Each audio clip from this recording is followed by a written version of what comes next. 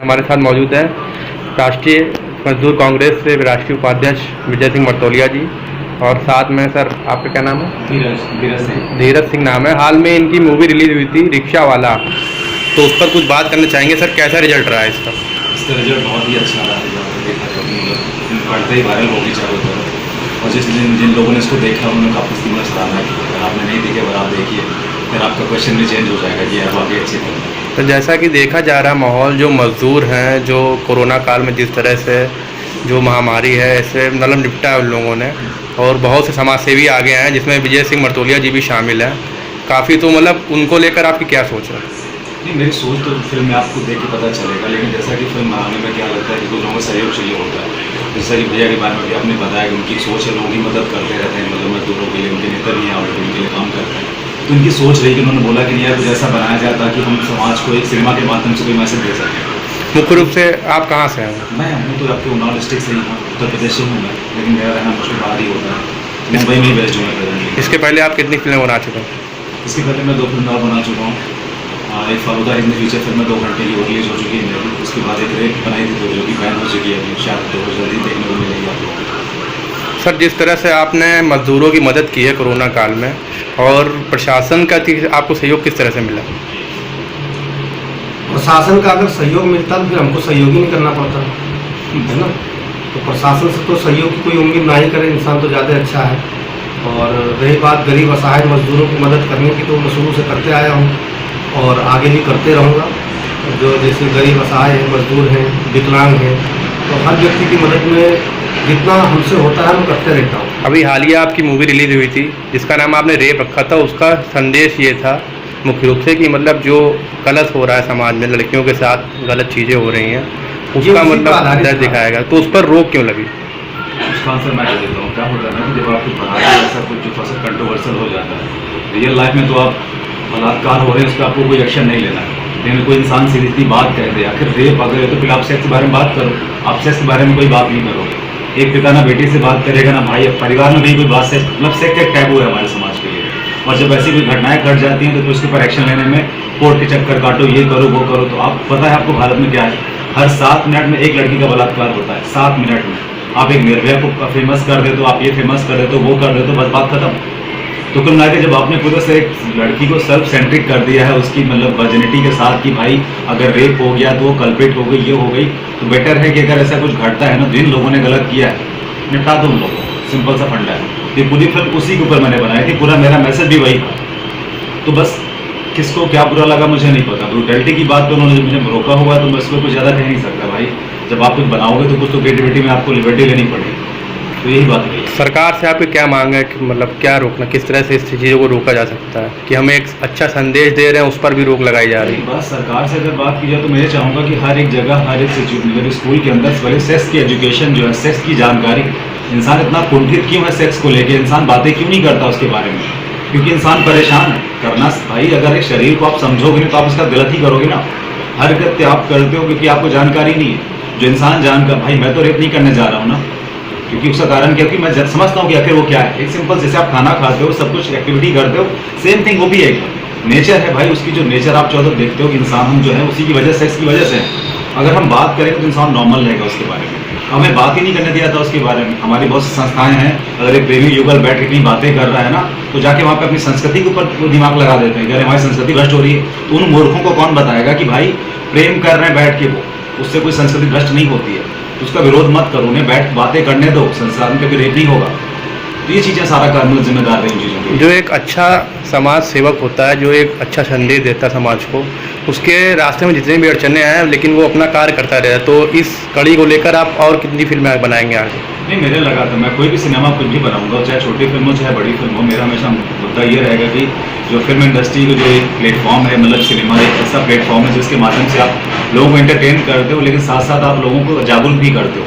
तो मैं अपनी हर फिल्म के साथ एक कोई ना कोई अच्छा मैसेज भी दूंगा लोगों को कि आप फिल्म देखने के साथ साथ एक अच्छी जानकारी भी अपने साथ लेके कैरी करें, आप जाने उससे। समाज सेवा के तौर पर आपने बहुत मदद की, सारे मजदूरों की, शहरवासियों की। एक नेता के तौर पर आप कांग्रेस को आगे किस तरह से मजबूत करेंगे? देखिए, हम राष्ट्रीय मजदूर कांग्रेस में राष्ट्रीय उपाध्यक्ष हैं। मजदूरों की हमने शुरू से हक की लड़ाई लड़ी है।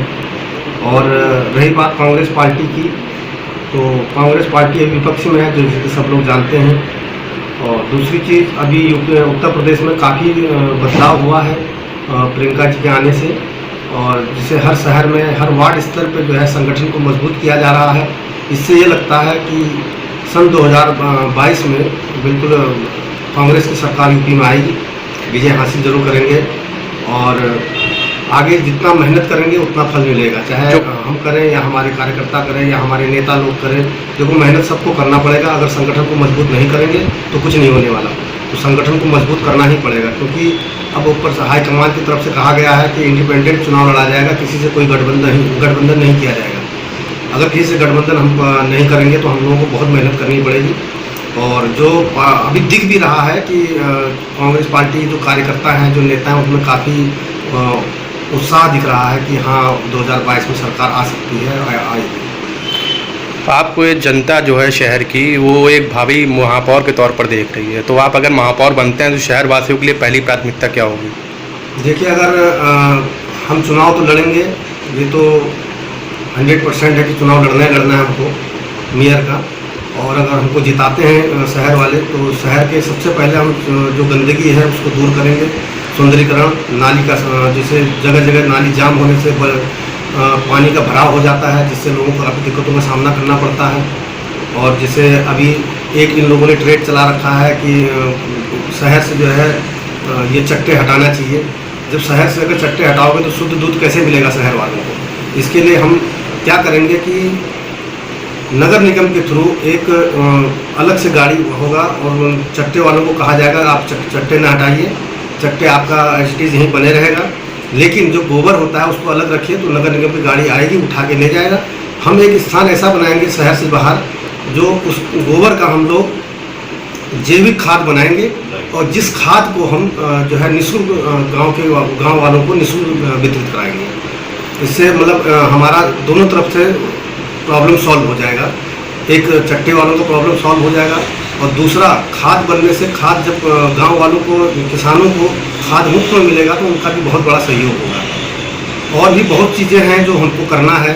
और जैसे गरीब झुग्गी झोपड़ी में है लोग रहते हैं, बरसात होती, परेशान हो जाता है, बजबजाती नालियाँ रहती हैं, बेचारे बहुत परेशान स्थिति, रात सो नहीं पाते हैं, पानी टपकने लगता है, क्योंकि भाई छोटे छोटे उन लोगों ने बना रखा है रहने के लिए, और पक्का भी नहीं है, सब टीन के चादर लगा के बना रखा है। तो उसके लिए भी हमने सोच रखा है, अगर हम मेयर बनते हैं तो सर्वप्रथम सारी झुग्गी झोपड़ी वालों के लिए फ्लैट बनाने का हम काम करेंगे नगर निगम के द्वारा, और फ्लैट उनको मुफ्त में दिया जाएगा।